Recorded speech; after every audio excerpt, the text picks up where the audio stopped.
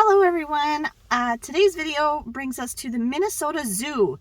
We are here on Saturday, March 19th, 2022, and it's Megan, Ben, and I are here to visit the zoo today. We got our tickets online ahead of time, but we didn't have to pay anything because we are members of the Minnesota Zoo.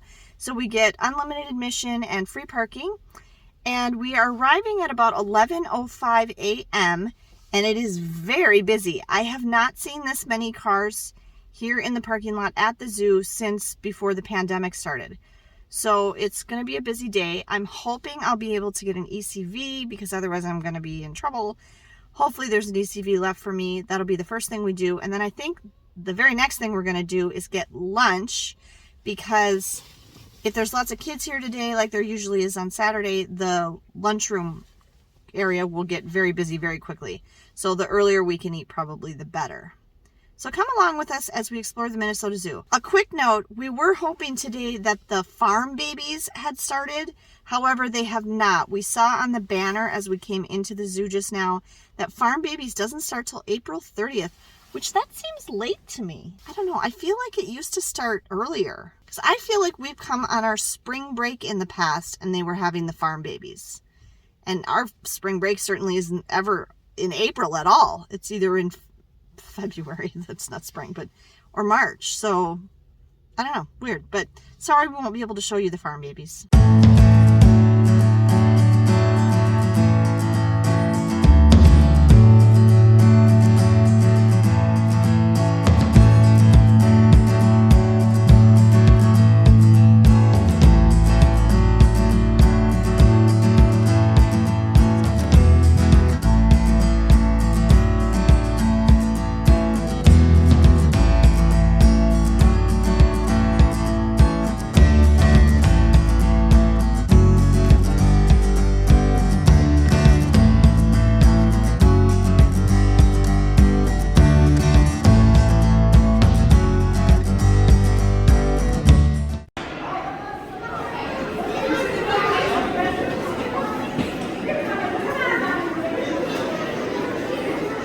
Something.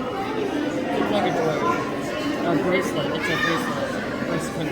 I wonder if he's supposed to have that. If somebody dropped it. Oh, we have some nice grooming going on over here. No, he's sucking for ticks. Yeah, that's grooming.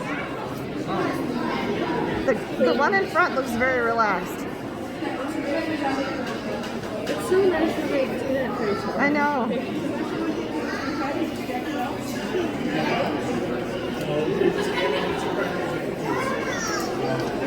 This one's working on himself.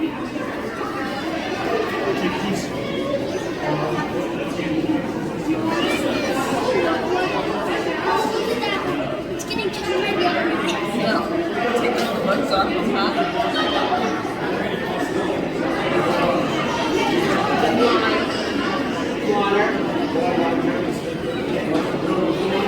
I really wonder if they're supposed to have that.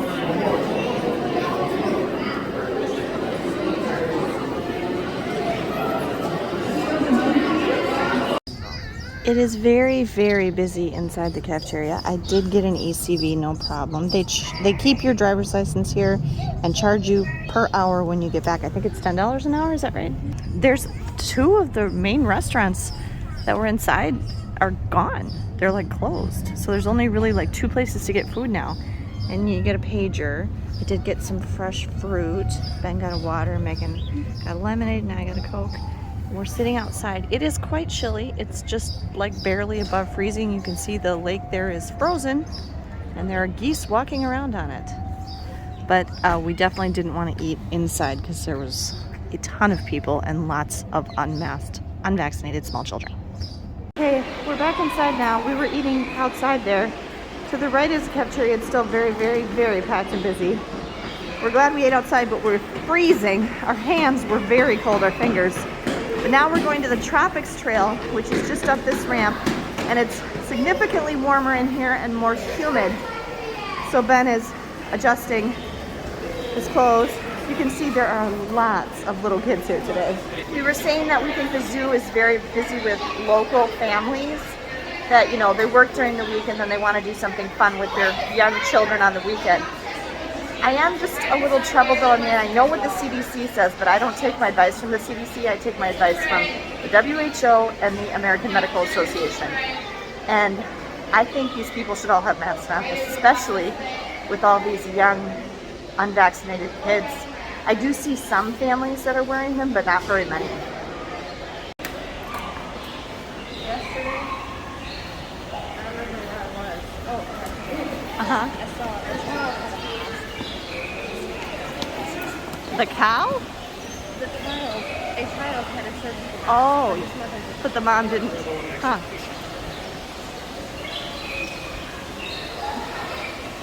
You can hear all the tropical birdies.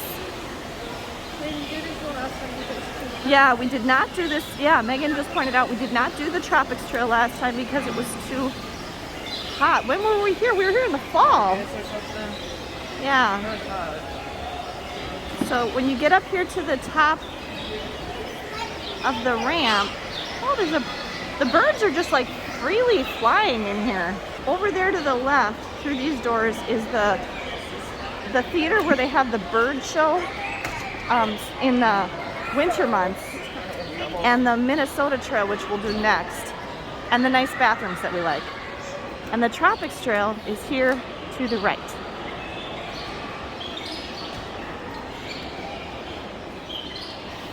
Am I not allowed to? Why are people parking their strollers? Oh, okay. This is the part of the zoo where you will see them doing the most to protect the animals. There's tortoises. This is a tortoise.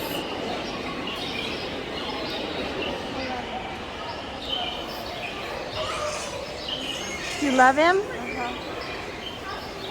And then, but you can see, huh? Yeah. They use a lot of plexiglass and plastic in this section to protect the animals from humans.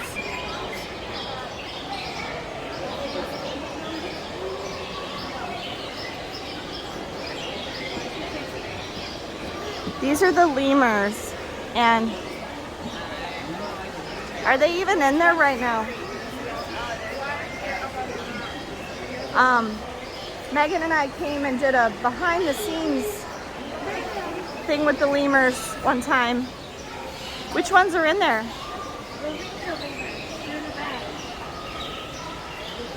Oh, I see them. Way back there on the rocks. They rotate. There's ring-tailed lemurs and what are the other ones? Red, yeah, and they rotate who's on exhibit. These are the ring-tailed lemurs. Yeah, we got to make treats for the lemurs with pine cones and stuff. Enrichment items for them. I am actually very warm and I'm gonna unzip my coat.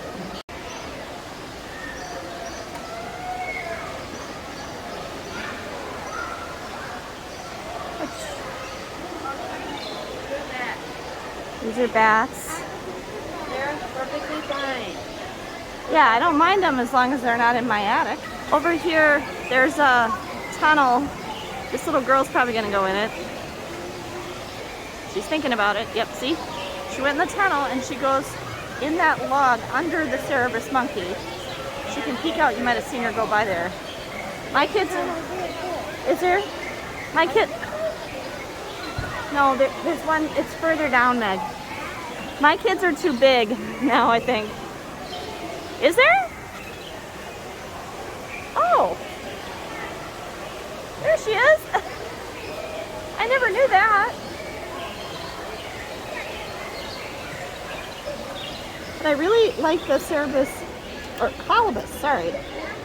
Colobus monkeys. I think they're so pretty with their big long tails. And see right there where this little window in the log is where the kids climb through. alcove. You can see the fishes from the bottom. Say that again. It's just a little alcove. You can see the fish from the bottom. Oh, that's cool. You can see signs like this where it says the animal habitat has been altered for the safety of the animals. Here's the Komodo dragon.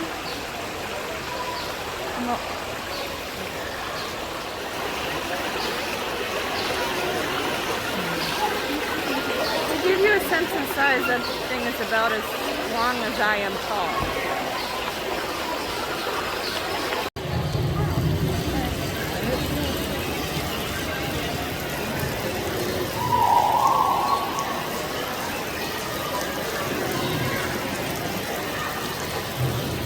There's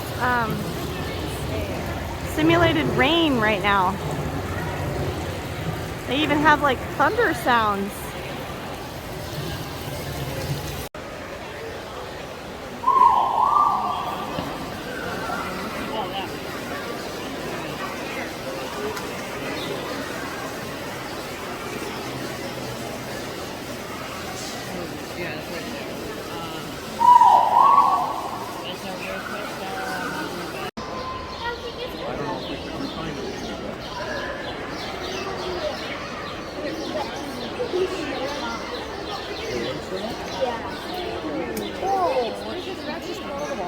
Yeah.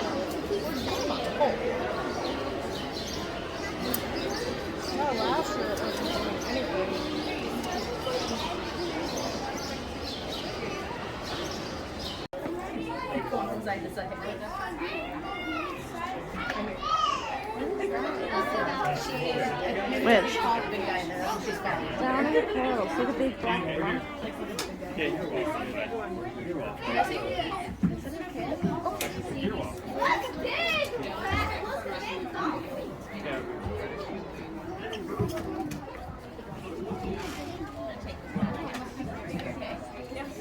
Which one, honey?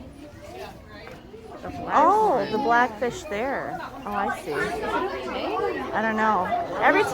Every time we ask one of the, like at aquariums or zoos, when we ask, is this animal okay? They're always like, yeah, it's fine. It's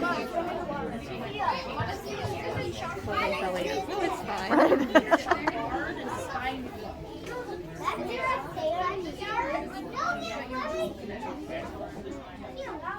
This is one of my favorite parts of the, like this is probably, oh look at the turtle hunt. Oh, he's missing a flipper.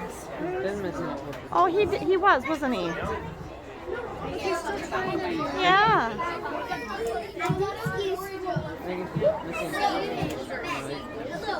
It does. I think he's missing both of them on the right.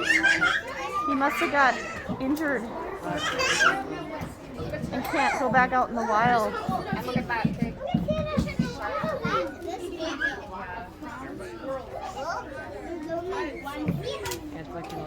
Alright, we finished the Tropics Trail, which is out there, and then we made a stop to use the restrooms here, and now we're going into the Minnesota Trail, which is one of our favorite, whoa, sorry, one of our favorite parts of the zoo. And we're hoping that many of the young children might be heading home now because they need to go home and take naps.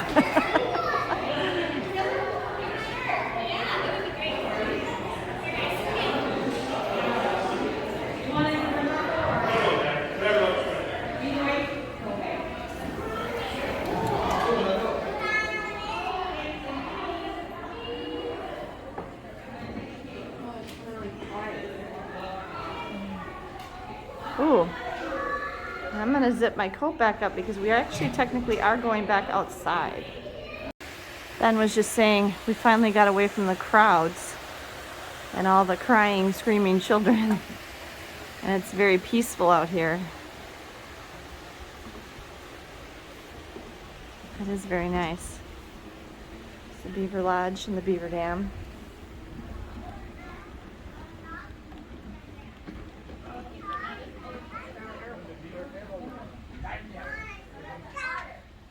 You can see the otters.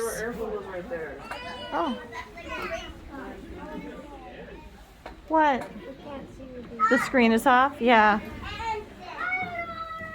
Is it out of order? Yeah, this screen would normally show the inside of the Beaver Lodge, but it's out of order.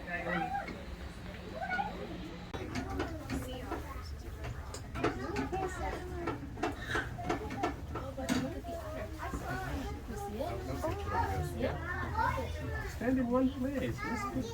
Then you can move. Okay?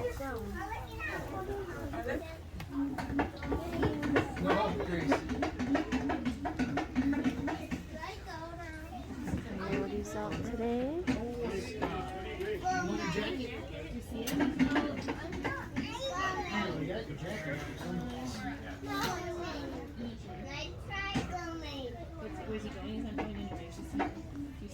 I wonder what they can see back there.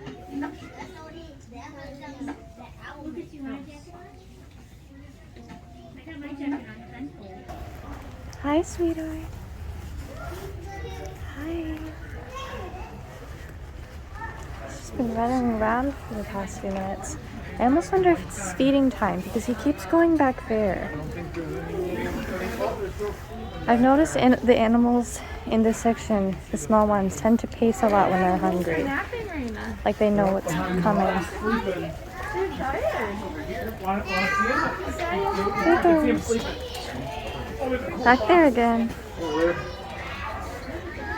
Oh. No, right there. Right there. Alright.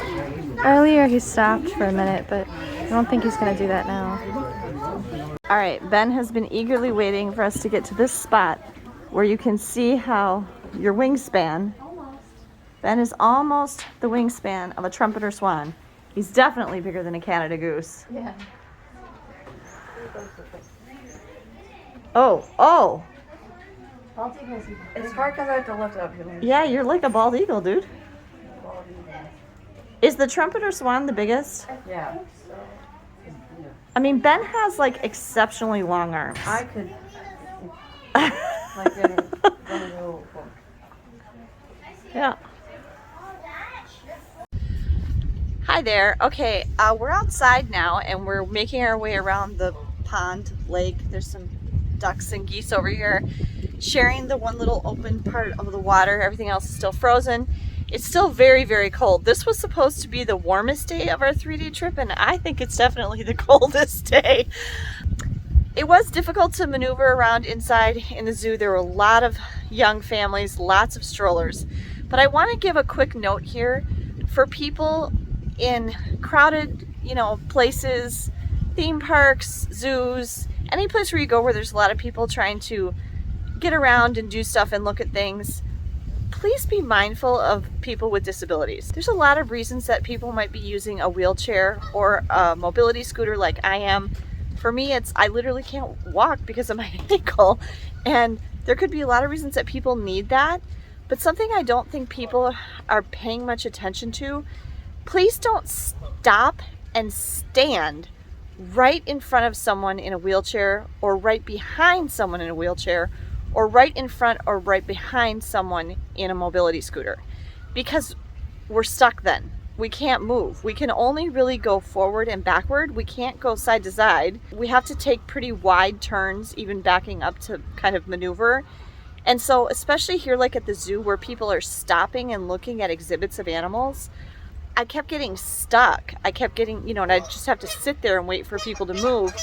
And by the time one group of people would move, somebody else would come along and be standing in front of me. And so, I try to be polite and say like, excuse me, sir, could you step forward or something like that. But a lot of times people don't hear me or they're just not paying attention.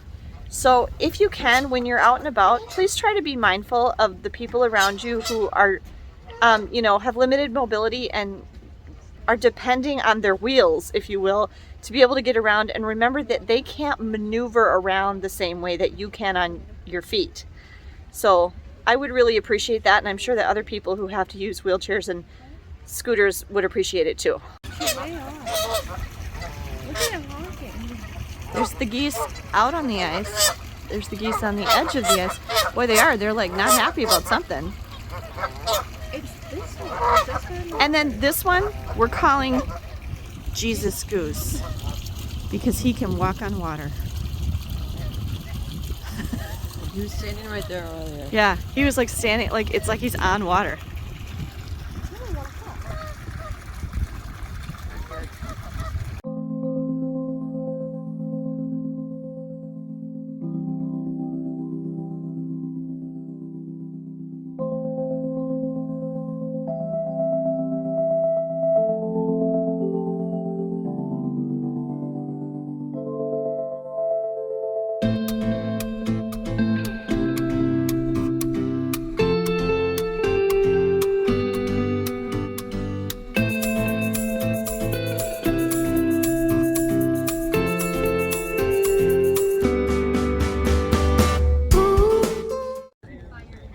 Okay, we didn't go out to the farm because we think that it's probably closed and there's nothing out there.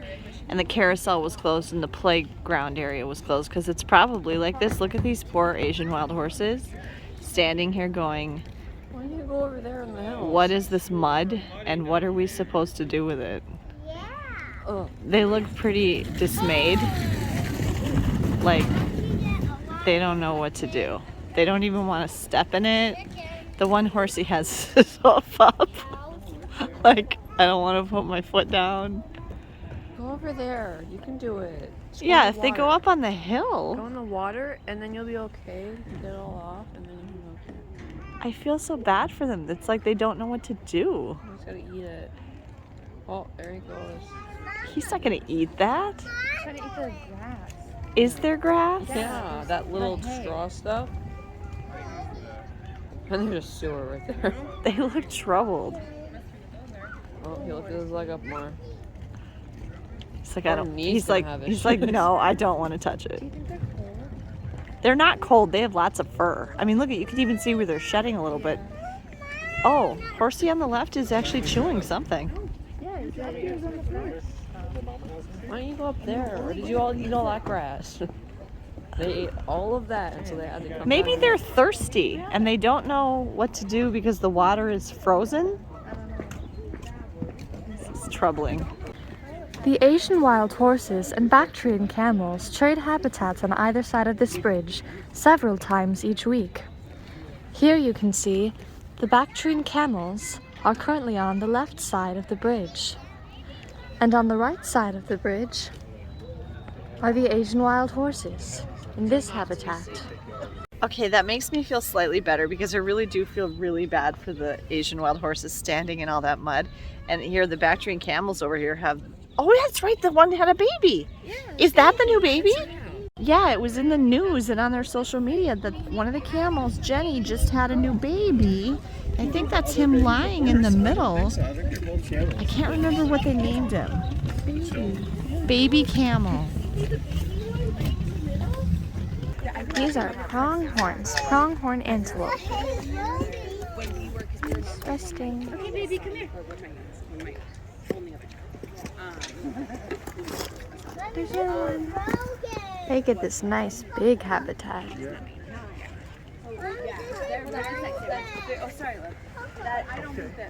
Where are you going? Where are they going? That's like the one summer that we had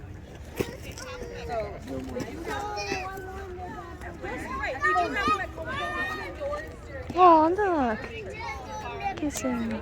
Or fighting. I can't tell. I know, that's why you're cold. Because They love each other. look at those two. I think. Or they're fighting.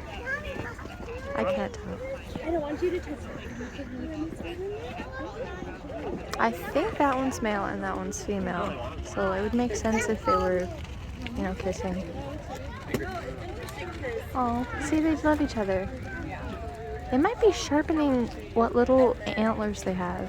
I know that types of antelope and deer like to do that. Like, if they have little antlers, they'll rub them on each other to, I don't know, either sharpen them or make them duller, I don't remember. But yeah, that might be what they're doing. They're in the exact same position. Weird. In the middle here, it looks like some sort of meteor struck the exhibit. And there's now a crater in the bison enclosure. I can't zoom in, I have my gloves on. Look at that. It's like a meteor came and struck the ground. You can look. The other ones. Yeah, walk to the top. Oh, the pronghorns said goodbye. And they all went to the top. They're having a meeting, Ben says. They're going to strike because Here we have the Amur leopard. so pretty. Just chilling. Fancy shirt. Megan, if she looks at you again, get a picture. Okay.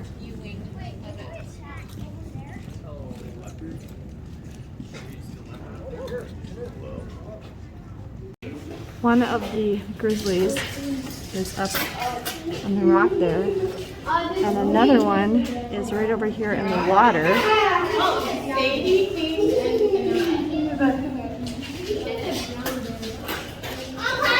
See him? Look how big he is. Look how big he is.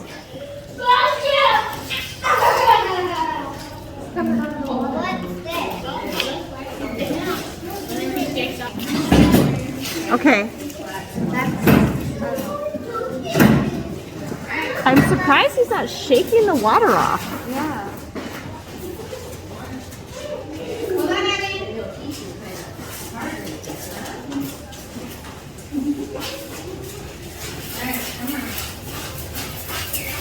What are you looking for?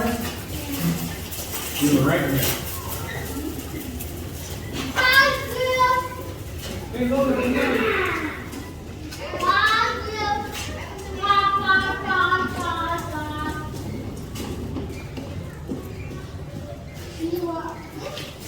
We are now leaving the Minnesota Zoo. It is 2:15 in the afternoon. It felt like we were there a lot longer, didn't it? Yeah. We were only there for 3 hours, but Yeah, and so it was $30 for the ECV rental because it was 3 hours. There's a few things I want to say about the zoo.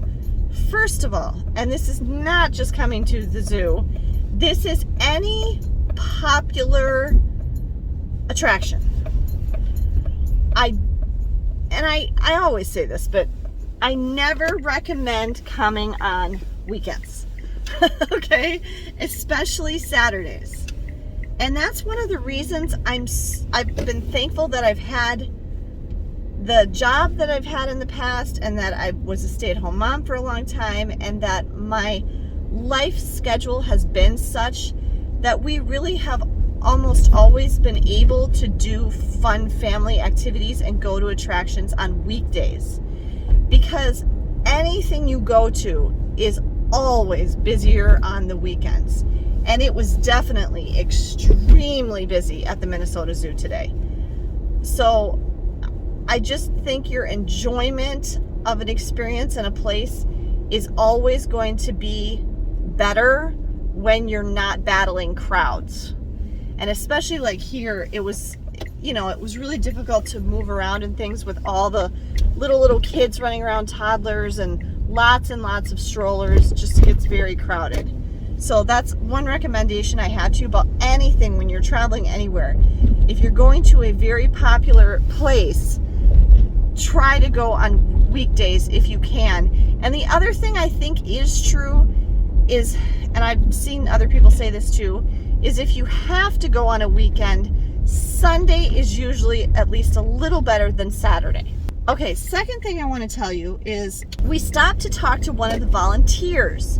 And I think I've mentioned this in a previous video, like the one when we were there last fall, our last video from the Minnesota Zoo, when Megan found the frog and the volunteer helped Megan relocate the frog to the pond because he was inside in a weird place that wasn't good for him. The volunteers at the Minnesota Zoo and the volunteers everywhere. Another place I'm thinking of is those volunteers that we talked to at Mystic Seaport in Mystic, Connecticut last summer.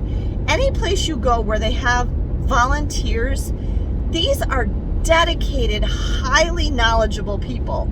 And really take the time and make a point of talking to them and asking them questions because they're just a terrific wealth of information. The lady we just talked to, what was her name? Marilyn. She had it on her tag that she had been a volunteer at the Minnesota Zoo since the early 90s.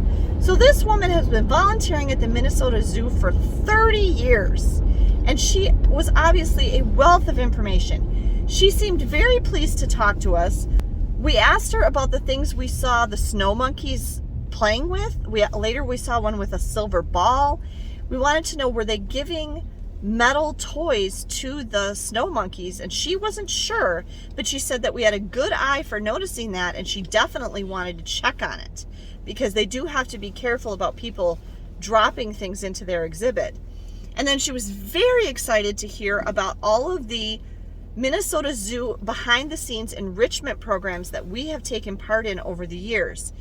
And one of the ones that I mentioned was when Ben and my dad went to one shortly before they stopped running the monorail at the Minnesota Zoo. It's not there anymore. And she was explaining they had to stop running the monorail because they could no longer get replacement parts. It was really difficult to repair. The monorail itself was really old. And so they stopped running the monorail, I want to say it was like 5-6 years ago maybe. And I remember we tried to go to the zoo on the last day it was going to be running, or the last time we would have gotten to ride it, and we missed the last one of the day. And Megan was really sad because we didn't get to ride it one last time. But they left the monorail track up throughout the zoo.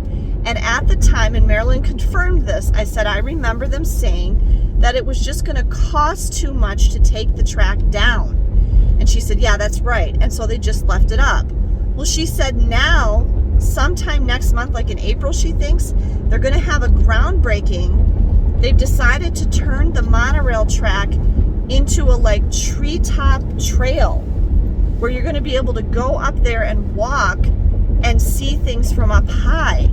And she said she thought somewhere in the building there was some artwork or marketing material or something about it. We couldn't find it, but I'm sure as a member of the zoo, I will get an email about it or something. So I'm really excited about that because that sounds really cool. And I'm glad that they're putting the monorail track to use, and that sounds like it's going to be something really neat. So looking forward to that. But also my point is that it's a really good idea when you go someplace where they have volunteers stationed about, talk to those people, ask them questions, because they're just a wealth of information and knowledge.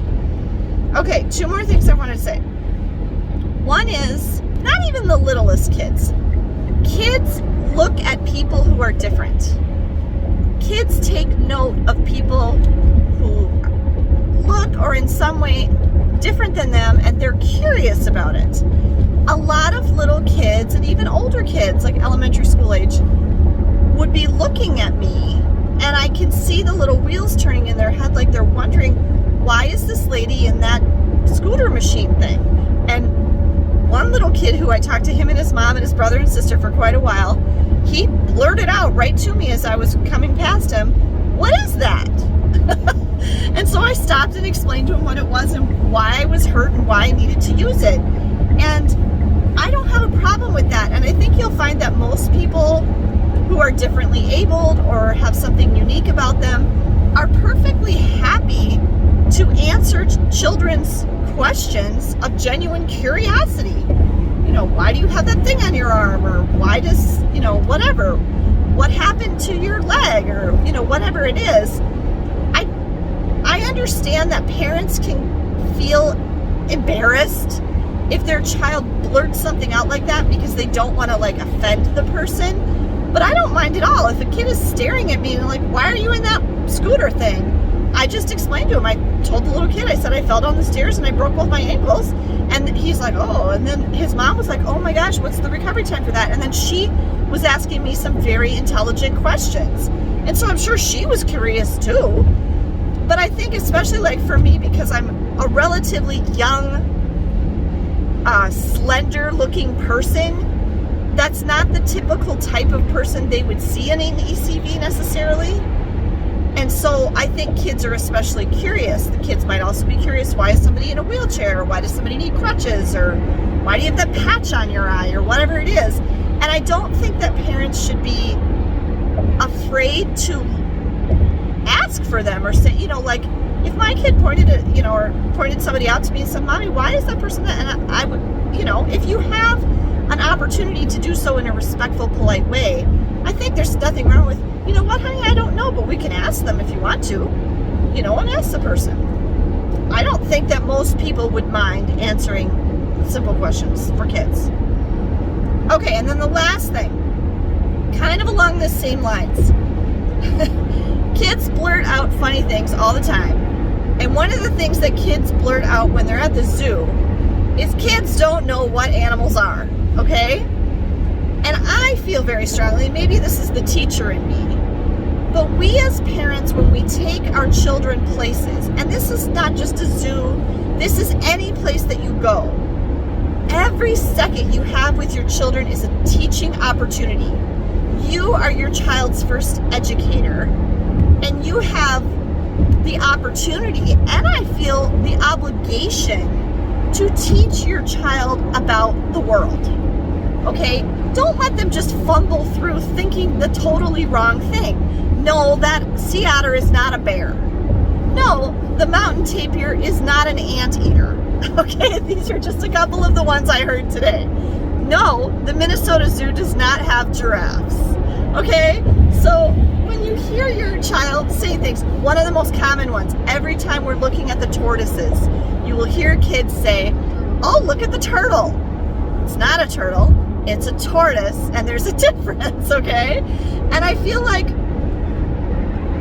don't just let your kid go through life thinking something is something it's not. Why not? You're there. You brought them to the zoo. Why not? The zoo is a place not only to have fun, but also to learn. That's why it is filled with signs and great information on all the animals. Right, Megan has a very good point. She said the zoo is not only a fun place, it's a place to learn. That's why they have so many signs everywhere. And I guess I even heard adults saying, what's that? Well, if you want to know, read the sign, you know, or talk to one of those volunteers that are stationed around that I talked about earlier. There's so many opportunities to learn when you go places. You know, I mean, if you're in a history museum, or you're in a science museum, or you're at some historical site, or whatever it is, don't just breeze past the information. Take the time to actually learn about the thing that you're looking at or that you're visiting, and give your children the information that they need to become better, educated, informed citizens of the world. This is very much my philosophy, and I really think it's such a great thing when parents do that and make an effort to help their children learn about what they see and experience. So that's just a little thing that I thought of today, because I heard so many people misinformed or not understanding or don't know, you know, and kids are genuinely curious. So that's just my 2 cents from our trip to the zoo today. We had a nice time. It was cold but very sunny and nice. Very, very crowded though. I definitely enjoy myself more, especially when I'm trying to maneuver with the ECV, if there's not people like crowded all around me. So I do prefer going on the weekdays or less busy days when we can help it. I hope that you enjoyed this video. If you did, please be sure to give us a thumbs up down below. Have a great day, everyone, and safe travels.